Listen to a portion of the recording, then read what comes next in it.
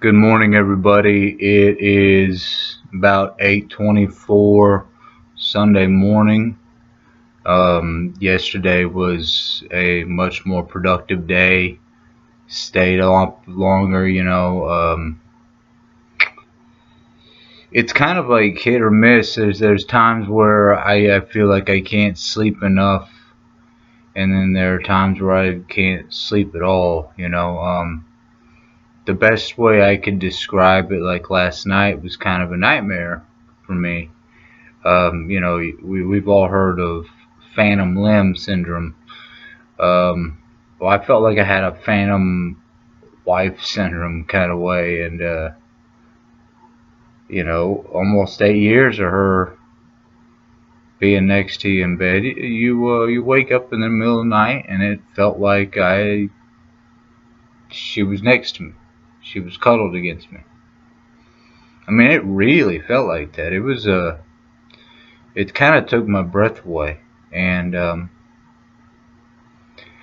handling those situations like that, even when you're trying to sleep, trying to do better, man, that's emotional. That's hard. But today's Sunday, and I was nervous about this week, and I was nervous about Friday and Saturday, and you know, not working and not being busy, having idle hands. Um, thank God I am getting up and getting moving, and I also, I don't know if this sounds stupid, but me just doing this has been a big help. Kind of like I mean, other than reaching out and get helping people and people reaching back out, and they're helping me. Like I said, I've had several people reach out. Some people I haven't talked to, God knows, since high school. Never even seen since high school or heard anything about. And I've heard some short stories and short things that's been going on with people and things that people have had to deal with, and it's heartbreaking. Everybody has their own story.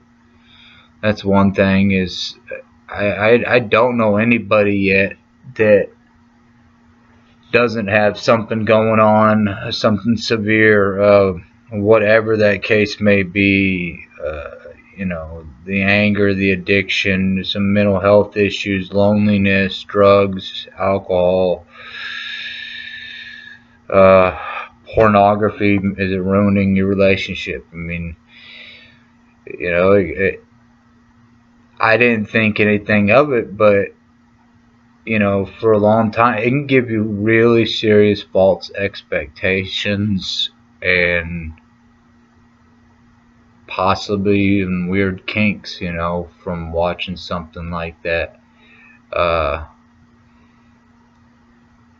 and I know it's easily accessible. It's probably, I don't know about women. I can't speak for women, but men, I know that, hey, that's hard when it's just right there at your fingertips. But I don't ever want it to affect me here where it affects me there. Not to mention, I mean, a sin is a sin is a sin, and as hard as it may be, sometimes not to just cave in and give in to something that's just easily accessible and right there. I'm really trying to better all of myself. You know, I had told her before that should we split ever, which we are, that it wasn't because of her that I was quitting. It's because I wanted to.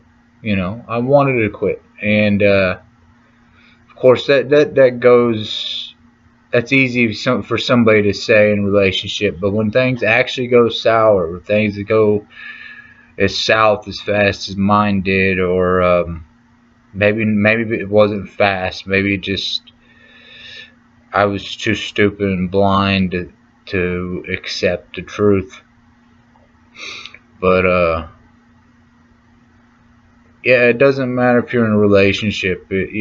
Keep bettering yourself. And I had another talk with somebody yesterday, kind of a short-lived talk. And if he sees this, he'll know who I'm talking about. But we both were in complete agreement. He said something, and a long, drawn-out thing, and I agree with everything he said. Me or him or people like us pulling other people into our lives, another woman. In my case, it would be another woman, and I was just gonna say I'm straight, but none of that really matters. You're just your significant other. You don't pull them into your mess. Um, I don't see any issues with talking and being open. And if somebody were to reach out to me and maybe dug my honesty and dug what I'm trying to do and felt confident, I don't know, but I do know that I would be just honest from the beginning. Hey, I'm kind of an emotional roller coaster right now. I have a lot of love to give, and plenty of love to receive, because that hole hasn't really truly been filled for a long time. And but I don't know when that PTSD from the previous relationship kicks in, or the certain heartaches that I still really need to get help for. I felt like for years, dealing especially with defects, I was getting good help. I was seeing a counselor and taking him seriously, and we did parenting classes. I mean, I was doing, when I could, 2 AA meetings a day, although that died down a little bit after COVID, and went to Zoom meetings, which, by the way, I think I mentioned in another video. If you missed it, if you just type in AA-intergroup online meetings, it'll come up online meeting directory, and you can get in a meeting anywhere in the world at any time of day. Pretty much, it doesn't matter. Every hour on the hour, sometimes at 1:15 or 8:15, sometimes at 8:30, 9:30, 10:30, 9, 10, 11, whatever you want. And AA is not just for alcoholics or drug addicts. You can really apply those 12 steps to anything, anything in your life, and you really want to just be a better person, whatever that is for you. I'm sorry, 1 second.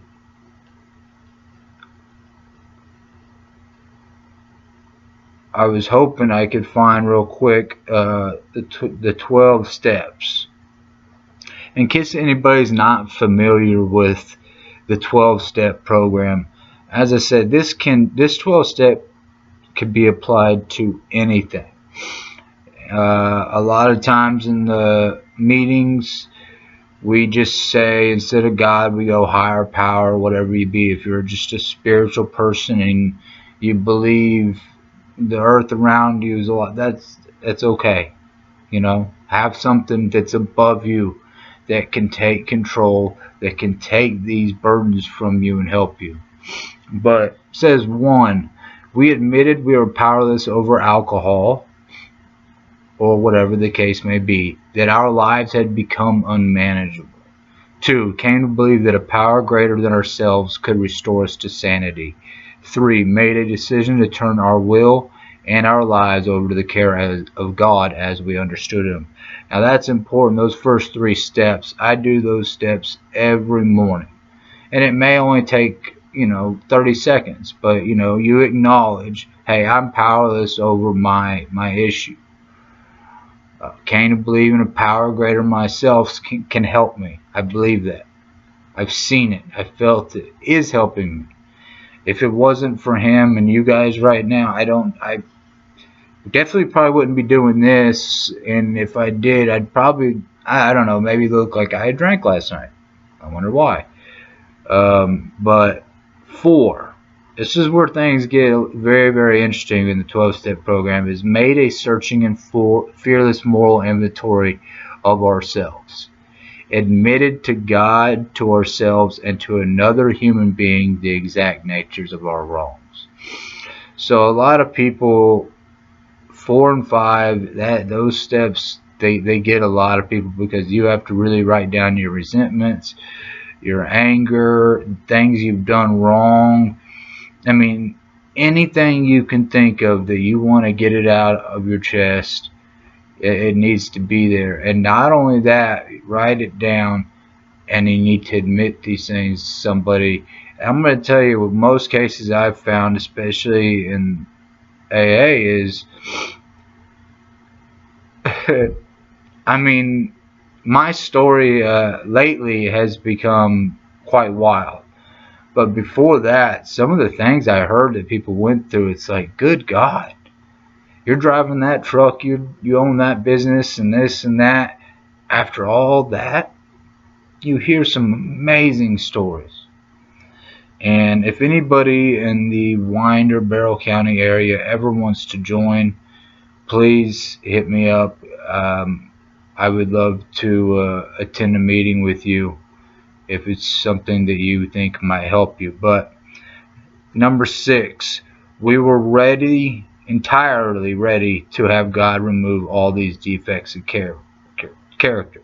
7, humbly asked Him to remove our shortcomings. 8, made a list of all persons we had harmed and became willing to make amends to them all. 9, made direct amends to such people wherever possible, except when to do so would injure them or others. 10, continued to take personal inventory, and we were wrong, promptly admitted it. Sought through prayer and meditation to improve our conscious contact with God as we understood Him, praying out for knowledge of His will and for the power to carry that out. That's very important. That's something I actually should probably get into today, and that's having to accept your higher power's will, his choice, and the way He's guiding your life. And it doesn't seem right at the time, but in the end, you see the good that He was doing. And the last step was, having had a spiritual awakening as a result of these steps, we had to carry the message to alcoholics and to practice these principles in all our affairs. So anything I do, if I catch wind that somebody has a problem or what have you, I'm not afraid to talk to somebody at work or wherever about anything. I'm not. I'll openly admit, hey, I got an alcohol problem, and it's caused my life to tumble down. Um, don't be afraid to talk about it. Don't be afraid to admit it. Be getting up here. I mean, I'm just sitting on my couch. Just getting out there and speaking, and this is only 15 minutes, it makes a big difference. And I know I don't plan anything out. I don't sit there and think about everything I'm going to say. I don't write it down. I want this to be as raw as it can get right now. Hey, I don't have any special background. I don't have a special microphone and camera, and no, there's nothing special. This is me and a webcam, and I just upload the video. That's it. So I want it to be raw. I want it to be real. Hey, this is 100% real, and I want people to be able to look back, a year from now. Hey, this is where he started, and look where he's at now. Maybe 3 months from now, 6 months, 9 months. Be able to look back. Maybe 2 years. This is something I'm going to do. But my time's run out. I love you guys. I will have at least a part 2 today. Y'all have a wonderful Sunday morning.